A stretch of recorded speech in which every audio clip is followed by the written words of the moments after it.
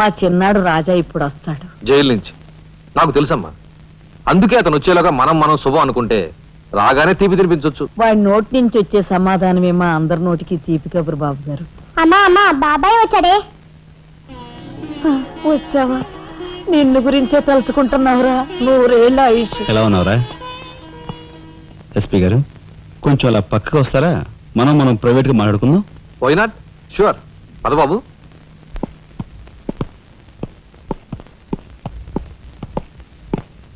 ఏమిటి తతంగం అంతా? అదేమిటి బాబు, ఆ మాత్రం తెలీదా?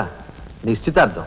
పోలీసు వై ఉండి హంతకులతో చేతులు కలిపే నీలాంటి వాడితో వెయ్యం అంటే మా ఇంట్లో మనుషులే కాదు, కుక్క కూడా నేను 10 ఆమళ్ల దూరంలో ఉంచుతుంది.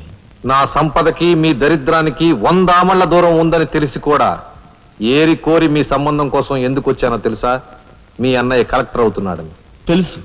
కలెక్టర్ అల్లుడు చేతిలో ఉంటే అడ్డు ఆపు లేకుండా నేరాలు సాగించుకోవచ్చు అనే నీ నీచ బుద్ధి నాకు బాగా తెలుసు. నేనెంత నీచునో నీకు అర్థమైందిగా. ఇప్పుడు నువ్వు ఈ సంబంధానికి అడ్డుపడ్డావనుకో, ఏం చేస్తావు? నేను ఈ రోజే జైలు నుంచి వచ్చాను.